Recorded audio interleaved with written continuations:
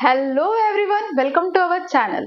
सो guys, हम लोगों ने बीएससी सेकंड ईयर के लेक्चर स्टार्ट कर दिए हैं, जहां पे हम लोगों ने बीएससी का इनऑर्गेनिक केमिस्ट्री का फर्स्ट चैप्टर जो कि है VCPR theory and interhalogen compound हम लोगों ने देखना चालू कर दिया था, जहां पे हम लोग VCPR थ्योरी के कुछ रूल्स देख चुके थे। होप सो आप लोगों को वो लास्ट वीडियो पसंद भी आई होंगी। सो चलिए स्टार्ट करते हैं VCPR थ्योरी। थोड़ा सा एक क्विक रिवीजन कर लेते हैं। हम लोगों ने लास्ट वीडियो के अंदर देखा क्या था, तो हम लोगों ने VCPR थ्योरी को पढ़ना चालू किया था, जहां पे VCPR थ्योरी मतलब उसका लॉन्ग फॉर्म होता है valence shell electron pair repulsion theory. क्या होने वाला है? Valence shell electron pair repulsion theory. उसी के साथ साथ VCPR थ्योरी अब आई क्यों, तो रीजन क्या था, जो भी जितने भी अभी तक के थेरीज आ चुकी थी वो सारी थेरीज हम लोगों को सिर्फ और सिर्फ कैसे बॉन्ड बनाया जाता है, देन कौन से इलेक्ट्रॉन उसमें इन्वॉल्व होते हैं, इसके बारे में इंफॉर्मेशन देती थी। सो किसी भी मॉलिक्यूल के, सब्सटेंसेस के शेप के बारे में, ज्योमेट्री के बारे में इंफॉर्मेशन देने के लिए हमारे पास कोई भी थेरी नहीं थी। तो VCPR थेरी एकलौती ऐसी थेरी है जो हम लोगों को शेप के बारे में बताने का काम करती है। सो हम लोग VCPR थ्योरी में दो इंपॉर्टेंट रूल्स देख चुके थे। अब हम लोगों को उसके आगे बढ़ना है, जहां पे देखना है रूल नंबर 3। तो चलिए स्टार्ट करते हैं, देखते हैं कि रूल नंबर 3 हम लोगों को क्या बताता है।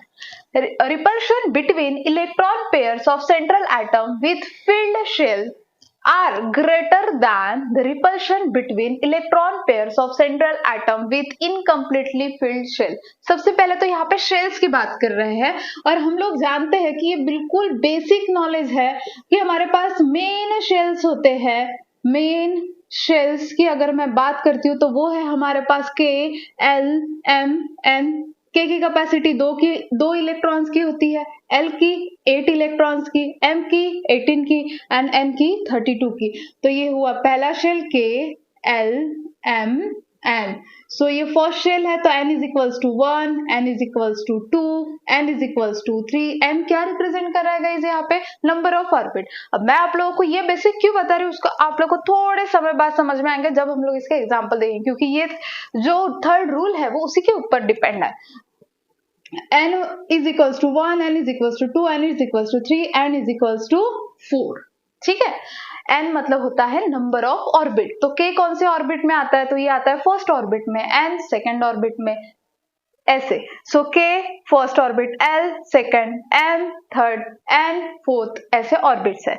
और इनके हम लोगों ने देख लिए कैपेसिटी, और इसको भी निकालने का सिंपल सा तरीका है। एक फॉर्मूला है 2n का स्क्वायर। 2n का स्क्वायर मतलब भी क्या? n क्या है? Number of orbit. बस आप लोगों को तो पता ही है कि फर्स्ट ऑर्बिट में आ रहा, सो n इज इक्वल्स टू क्या पुट करेंगे हम लोग?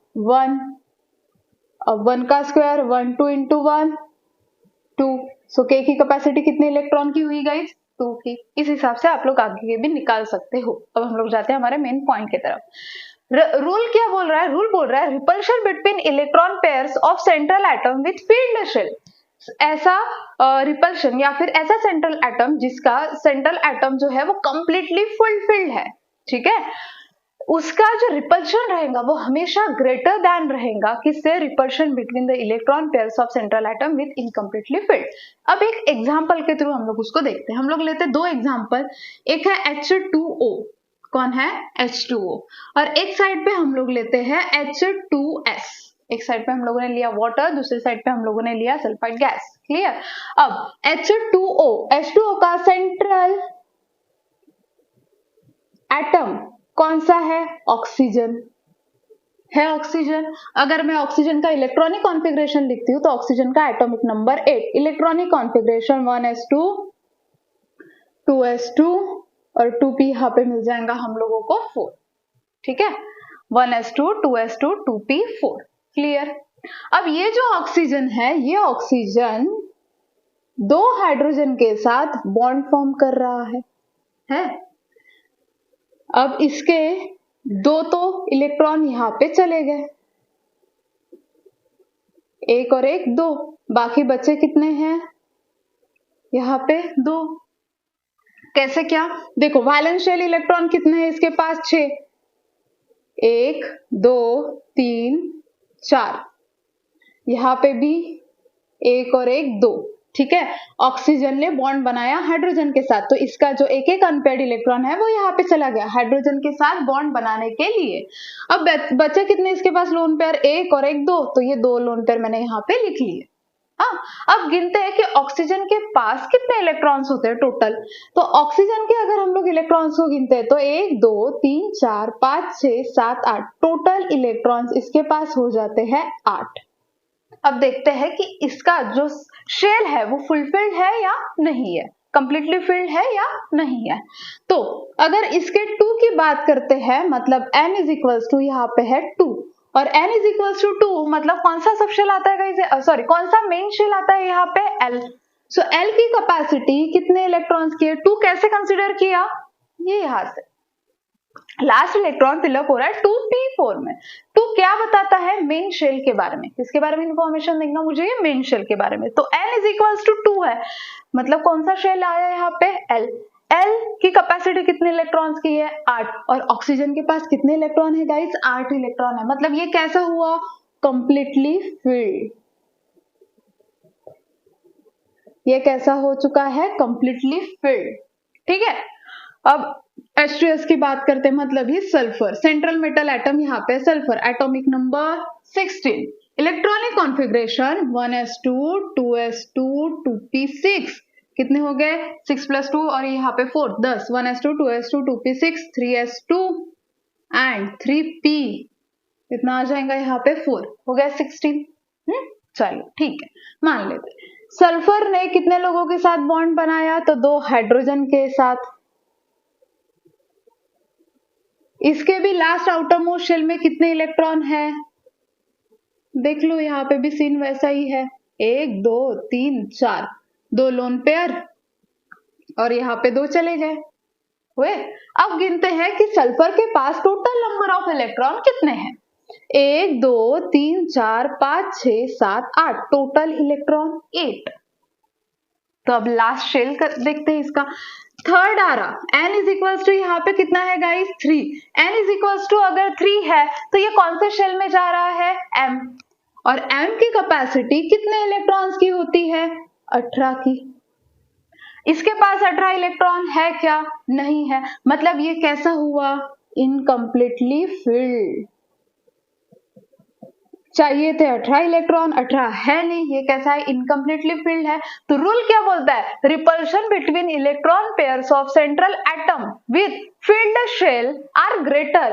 फील्ड शेल का जो रिपल्शन रहेगा वो ग्रेटर रहेगा as compare to between electron pairs of central atom with incompletely filled shell. तो इसका शेल कैसा है, इनकम्प्लीटली, जिसके कारण इसका बॉन्ड एंगल हम लोगों को मिलता है 92.2 डिग्री और इसका मिलता है 104.3 डिग्री।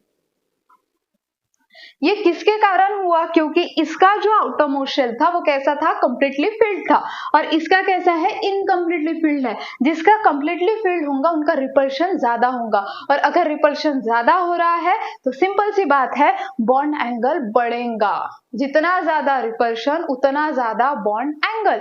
तो repulsion between the electron pairs of central atom with field are greater than, किससे ज्यादा, सो इनकम्प्लीटली फिल्ड शेल से ज्यादा।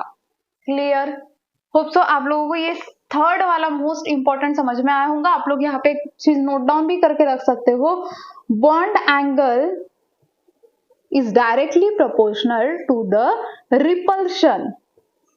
रिपल्शन, अगर रिपल्सिव फोर्स ज्यादा है, रिपल्शन इंक्रीज हो रहा है, तो बॉन्ड एंगल भी क्या होगा, इंक्रीज। क्लियर, ठीक है।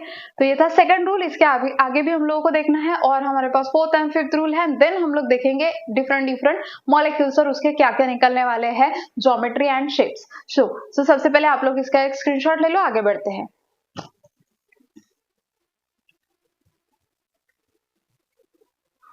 तो चलिए गाइस 4 नंबर का रूल देखते हैं, क्या बोल रहा है rule, in a polyatomic molecule as the electronegativity of bonded atom increases bond angle decreases.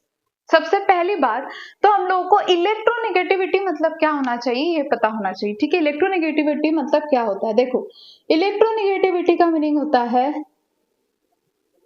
Electronegativity मतलब to attract the electron pairs towards itself। Electronegative atom मतलब वो अपने तरफ क्या करता है, ज्यादा से ज्यादा इलेक्ट्रॉन पेयर्स को अट्रैक्ट कर सकता है।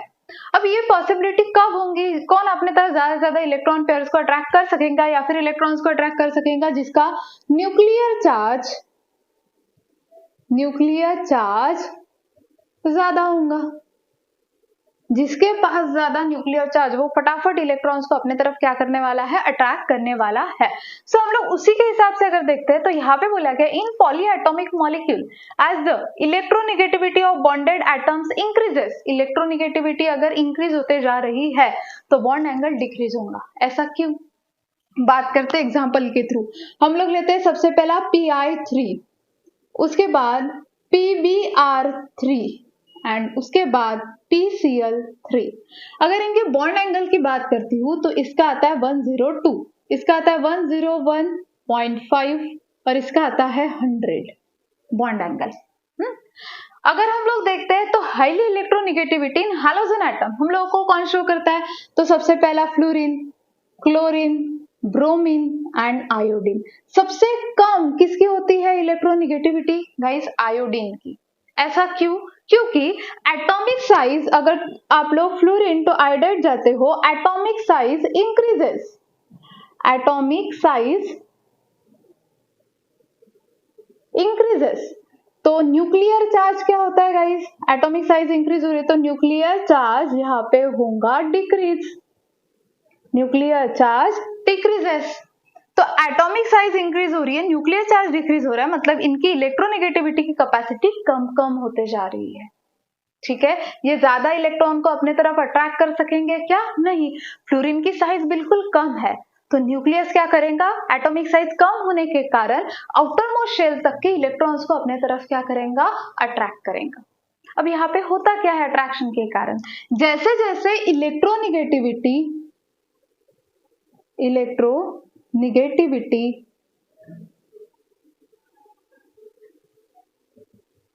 increases, bond distance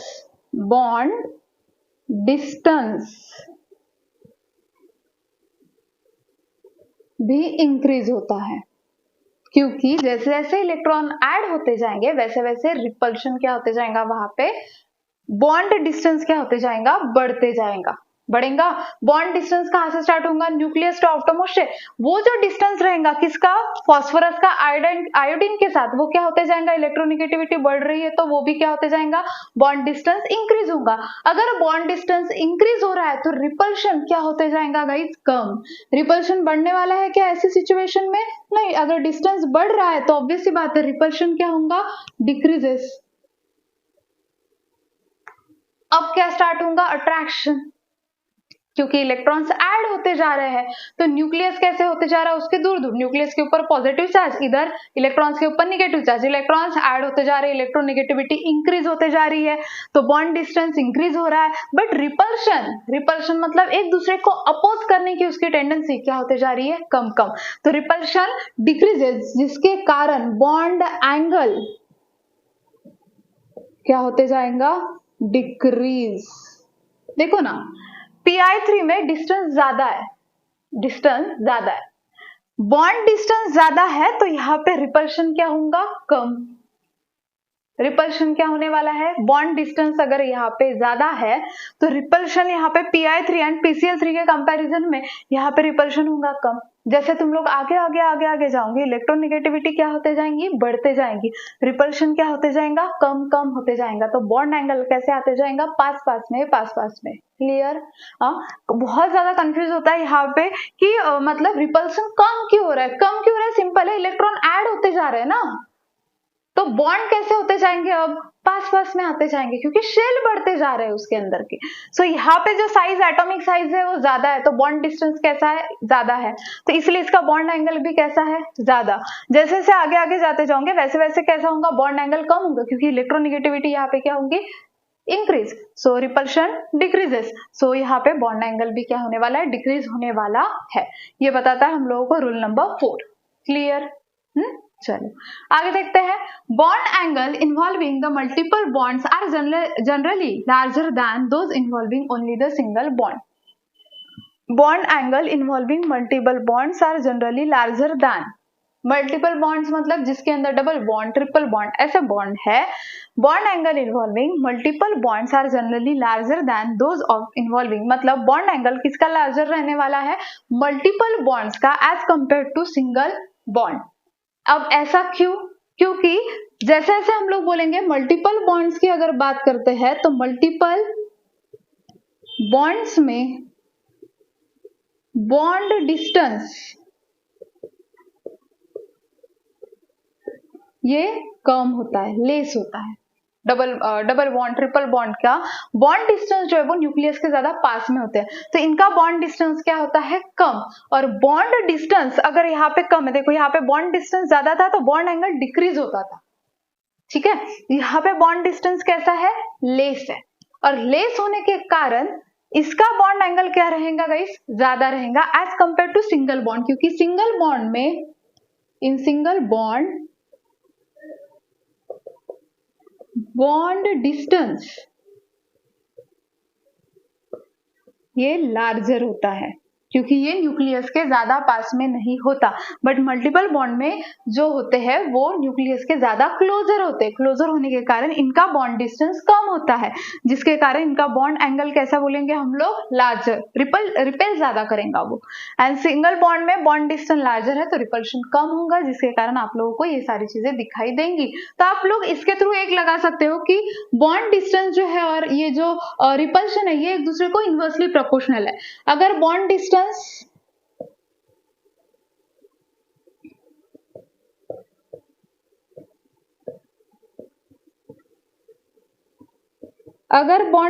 ज्यादा है तो रिपल्शन कम होगा। यहाँ पे बॉन्ड डिस्टेंस कम है तो रिपल्शन ज्यादा हो रहा है, रिपल्शन ज्यादा हो रहा है तो बॉन्ड एंगल लार्जर है। क्लियर, ठीक है। सो यहाँ पे हम लोगों के VSEPR थ्योरी के 5 मोस्ट इंपॉर्टेंट रूल्स खत्म होते हैं। अब इसके बाद हम लोग इन रूल्स को ही फॉलो करते हुए आगे जो देखने वाले हैं वो इसके मॉलिक्यूल्स रहेंगे जो इस रूल्स को ही वैरी करने का काम करेंगे। क्लियर, तो आप लोग पहले इसका एक स्क्रीनशॉट ले लो, उनकी तरफ जाते।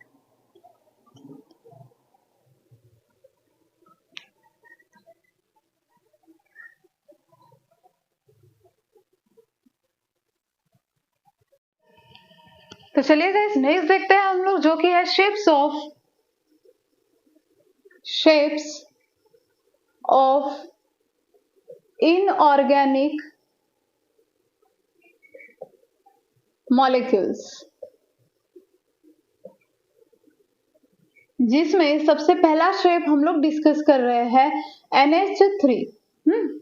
अब जैसे भी हम लोग इनके शेप्स को आइडेंटिफाई करना चालू कर देते हैं, हम लोगों को अब कुछ चीजें आना इंपॉर्टेंट है। सबसे पहले हम लोगों को सेंट्रल मेटल एटम को आइडेंटिफाई करते आना चाहिए, हाइब्रिडाइजेशन स्टेट आना जरूरी है। अब कैसे क्या, चलो फाइंड करते हैं हम लोग। सबसे पहले तो सेंट्रल मेटल एटम कौन है यहाँ पे, तो सेंट्रल मेटल एटम एक ऐसा एटम होता है जिसको बहुत सारे हाइड्रोजन एटम्स बोलो या फिर कोई भी एटम्स क्या रहेंगे, अटैच रहेंगे। तो यहाँ पे सेंट्रल मेटल एटम कौन है, नाइट्रोजन, तो हम लोग लेते हैं नाइट्रोजन। इसका एटॉमिक नंबर है 7। इलेक्ट्रॉनिक कॉन्फ़िगरेशन है नाइट्रोजन का 1s2 2s2 एंड 2p3, तो 3 + 2 5 5 + 2 7 हो गया इतना। अब हम लोगों को करना क्या, हम लोगों को देखना है इस नाइट्रोजन को कितने लोगों के साथ बॉन्ड फॉर्म करना है। एक्चुअली हम लोग जब भी VSEPR थ्योरी की बात करते हैं, VSEPR थ्योरी हम लोगों को कोवैलेंट बॉन्ड के बारे में या फिर ऐसे मॉलिक्यूल्स जो C4 से कोवैलेंट स्ट्रक्चर फॉर्म करते हैं, इनके ही बारे में हम लोग यहाँ पे डिस्कशन करते हैं। तो अगर सिर्फ कोवैलेंट के बारे में बात करें तो कोवैलेंट बॉन्ड बनता कैसे है, एक इलेक्ट्रॉन आगे वाला एलिमेंट देगा, म्यूचुअल शेयरिंग के थ्रू क्या होता है, ये बॉन्ड फॉर्म होता है। कैसे, तो नाइट्रोजन अपना एक इलेक्ट्रॉन देगा, हाइड्रोजन अपना एक इलेक्ट्रॉन देगा एंड उसके थ्रू बॉन्डिंग का फॉर्मेशन होने वाला है। इस हिसाब से कौन बनने वाला है यहाँ पे, NH3 का मॉलिक्यूल। बट कोवैलेंट बॉन्ड के लिए, वो कोवैलेंट बॉन्ड बनाने के लिए हमारे पास एक अनपेयर्ड इलेक्ट्रॉन होना तो भी जरूरी है। और यहाँ पे अगर देखे जाए तो कितने लोगों के साथ बॉन्ड बनाना है, 3 हाइड्रोजन के साथ, तो हम लोगों को 3 अनपेयर्ड इलेक्ट्रॉन जनरेट करने होंगे। अब वो कैसे करेंगे, तो देखो पहला है 1s2, s में एक ही ऑर्बिटल होता है और इसके अंदर 2 इलेक्ट्रॉन्स होते हैं। 2s में एक ही ऑर्बिटल होता है और इसके अंदर 2 इलेक्ट्रॉन है। देन पी के अंदर 3 ऑर्बिटल होता है, 2px, 2py, 2pz। सो 1, 2 और 3। देखो 2p3 के अंदर ऑलरेडी एक एक अनपेयर्ड इलेक्ट्रॉन प्रेजेंट है, तो उसको जनरेट करने की जरूरत है क्या? बिल्कुल भी नहीं। तो कौन से ऐसे ऑर्बिटल्स के इलेक्ट्रॉन्स है जो इस पूरे स्ट्रक्चर को फॉर्म करने में इन्वॉल्व हो रहे हैं? तो देखो अब ये जो 2p3 के इलेक्ट्रॉन्स है, ये इलेक्ट्रॉन किसके साथ बॉन्ड बनाएंगे? हाइड्रोजन के साथ। अगर ये हाइड्रोजन के साथ बॉन्ड बना रहे तो हम लोगों को मिलेंगे यहाँ पे इस हिसाब से एक इलेक्ट्रॉन नाइट्रोजन का, एक इलेक्ट्रॉन हाइड्रोजन का, एक इलेक्ट्रॉन नाइट्रोजन का, एक इलेक्ट्रॉन हाइड्रोजन का। और यहाँ पे 2s2 ये वैलेंस शेल में जा रहा है, 2s2। तो अब देखो यहाँ पे p के कितने ऑर्बिटल्स इन्वॉल्व हुए? तो p के टोटल इस पूरे स्ट्रक्चर को फॉर्म करने के लिए p के कितने ऑर्बिटल इन्वॉल्व हुए? 3। और s के कितने होते हैं? एक ही हुआ ना इसका इन्वॉल्व। सो इसका हाइब्रिडाइजेशन स्टेट क्या मिलेगा? sp3। क्या मिलने वाला है हम लोगों को गाइस? sp3। क्लियर? sp3 अब हाइब्रिडाइजेशन अगर इसका हो जाता है तो इसकी ज्योमेट्री क्या मिलती है? अगर sp3 हाइब्रिडाइजेशन है तो इसकी ज्योमेट्री होती है टेट्राहाइड्रल। क्या होती है? टेट्राहाइड्रल। ठीक है, मान भी लिया हम लोगों ने। बट जब हम लोग यहाँ पे ध्यान से देखते हैं तब हम लोग को एक चीज समझ में आती है कि इस NH3 ने 3 सिंगल बॉन्ड फॉर्म किए हैं। किसके साथ? With hydrogen atom. किसके साथ फॉर्म किए हैं? हाइड्रोजन एटम के साथ। और इसके पास एक क्या प्रेजेंट है गाइस? Lone pair. देखो ना ये डबल बॉन्ड है ना, ये डबल बॉन्ड बोल रही है, यहाँ पे 2 इलेक्ट्रॉन पेयर्स है ना, तो 2 इलेक्ट्रॉन जो है ये किसी के साथ बॉन्डिंग में जा रहे हैं क्या? नहीं, मतलब ये यहाँ पे क्या रहने वाले हैं? लोन पेयर्स के फॉर्म में। कौन से फॉर्म में? लोन पेयर्स के। तो अब ये एक एक्स्ट्रा का लोन पेयर, एक लोन पेयर यहाँ पे प्रेजेंट होने के कारण बनना क्या चाहिए था? Tetrahedral structure. ठीक है, ज्योमेट्री क्या फॉर्म होनी चाहिए थी? टेट्राहाइड्रल। बट होता क्या है? सुन लो अब। बॉन्ड पेयर होने के एक लोन पेयर और 3 बॉन्ड पेयर होने के कारण यहाँ पे 2 रिपल्सिव फोर्सेस अप्लीकेबल हो रहे हैं। कौन सा? तो पहला है बॉन्ड पेयर और दूसरा क्या है? Bond pair and lone pair. अब सबसे ज्यादा रिपल्सिव फोर्स हम लोग को कौन शो करता है? तो इसका रिपल्शन ग्रेटर होता है bond pair and lone pair का as compare to bond pair. तो अब हम लोग किस हिसाब से अरेंज करेंगे इलेक्ट्रॉन्स को या फिर पूरे स्ट्रक्चर्स को? जहां पे bond pair and lone pair का रिपल्शन ज्यादा है तो वो कम से कम हो, ताकि ज्यादा से ज्यादा स्टेबिलिटी बनी रहे। क्लियर?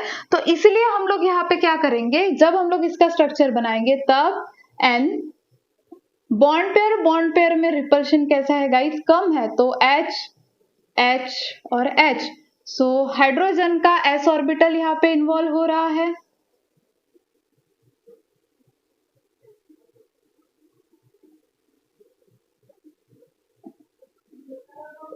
ठीक है, और इसका जो लोन पेयर है वो अकेला यहाँ पे रहेगा। समझ में आ गई बात? तो जब इसका हाइब्रिडाइजेशन स्टेट sp3 था, ज्योमेट्री टेट्राहाइड्रल थी, तब इसका बॉन्ड एंगल था 109.28 डिग्री। बट अब लोन पेयर प्रेजेंट होने के कारण 2 रिपल्सिव फोर्सेस अप्लीकेबल होने के कारण हम लोग बोलते हैं कि इसकी ज्योमेट्री हो जाती है जो कि रहेंगी पिरामिडल एंड बॉन्ड एंगल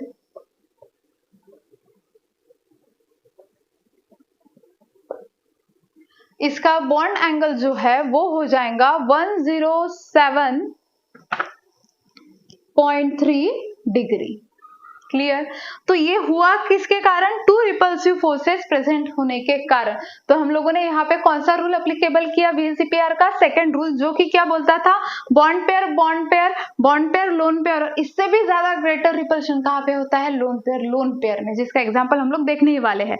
तो समझ में आ गया ये रूल्स आप लोगों को कैसे हेल्प करेंगे। तो इसी के कारण देखो एक्चुअल क्या है, टेट्राहेड्रल ज्योमेट्री sp3 है, बट लोन पेयर प्रेजेंट होने के कारण हम लोग बोलेंगे कि इसकी ज्योमेट्री रहने वाली है जो कि है पिरामिडल एंड बॉन्ड एंगल है 107.3 डिग्री। क्लियर। तो ज्योमेट्री और बॉन्ड एंगल किसके कारण चेंज हुआ, लोन पेयर के कारण। किसके कारण, लोन पेयर के कारण, क्योंकि रिपल्शन इसका ग्रेटर होता है। तो हम लोग को उस हिसाब से यहाँ पे अरेंज करना होगा जहां पे क्या हो, minimum repulsion and maximum stability. Clear. चलो तो आप देखते हैं नेक्स्ट H2O का, उसके पहले आप लोग इसका स्क्रीनशॉट ले लो।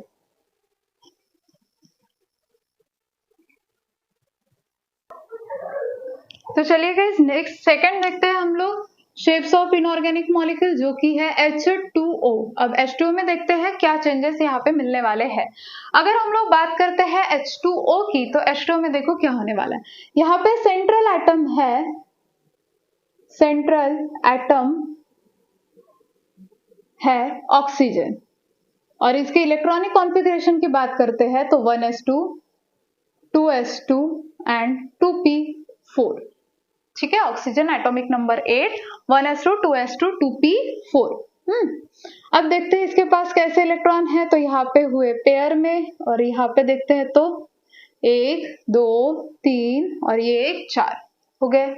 अब ये ऑक्सीजन किसके साथ बॉन्ड बना रहा है, 2 हाइड्रोजन के साथ, वो भी कौन सा बॉन्ड, सिग्मा बॉन्ड। तो ये 2 सिग्मा बॉन्ड बना रहा है किसके साथ, हाइड्रोजन के साथ। हाँ, तो जिसके कारण ये जैसे ही हाइड्रोजन के साथ बॉन्ड बना लेता है, इसका स्ट्रक्चर, इसके पास इस हिसाब से इलेक्ट्रॉन आ जाते हैं, सब पेयर्ड इलेक्ट्रॉन। ठीक है। हाँ, तो देखा जाए तो ये जो ऑक्सीजन है, इसके कितने इलेक्ट्रॉन इन्वॉल्व हो रहे हैं, देखा जाए तो यहाँ पे भी 4 ऑर्बिटल्स इन्वॉल्व हो रहे हैं। इसका जो हाइब्रिडाइजेशन स्टेट है इस ऑक्सीजन का, हाइब्रिडाइजेशन है sp3। क्या है, sp3। 2 सिग्मा बॉन्ड इन्वॉल्व हो रहे हैं और 2 लोन पेयर इन्वॉल्व हो रहे हैं, जो कि एक s के है और बाकी 3 किसके है, p के। तो इसलिए इसका हाइब्रिडाइजेशन क्या है, sp3। और अगर sp3 हाइब्रिडाइजेशन है तो इसकी ज्योमेट्री हम लोगों को क्या मिलने वाली है, ज्योमेट्री मिलेंगी टेट्राहाइड्रल। ठीक है, तो ज्योमेट्री अगर टेट्राहाइड्रल है तो स्ट्रक्चर भी टेट्राहाइड्रल फॉर्म होना चाहिए था। बट होता क्या है, देखो ऑक्सीजन ने 2 हाइड्रोजन के साथ सिग्मा बॉन्ड फॉर्म कर लिए, तो यहाँ पे आते हैं 2 लोन पेयर। क्या आते हैं, 2 लोन पेयर। अब देखो 2 लोन पेयर आने के कारण यहाँ पे क्या होगा, यहाँ पे type of interactive repulsive force जो है वो 3 टाइप्स के हैं, आर ऑफ 3 टाइप्स। कौन से, तो देखो पहले तो ये 2 बॉन्ड है, तो यहाँ पे बॉन्ड पेयर भी आ रहा, बॉन्ड पेयर लोन पेयर भी आ रहा, और लोन पेयर भी आ रहा है, एंड लोन पेयर भी एप्लीकेबल हो रहा है। हम लोग जानते हैं कि सबसे ज्यादा रिपल्शन हम लोगों को कौन शो करता है, लोन पेयर। इसका ग्रेटर रिपल्शन होगा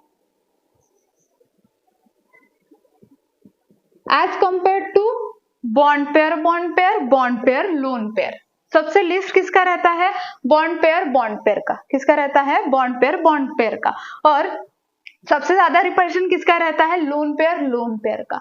अब ये सबसे ज्यादा लोन पेयर का रिपल्शन होने के कारण यहाँ पे हम लोगों को ऐसा चेंज मिलता है कि जो सेंटर में ऑक्सीजन है वो ऑक्सीजन के बॉन्ड पेयर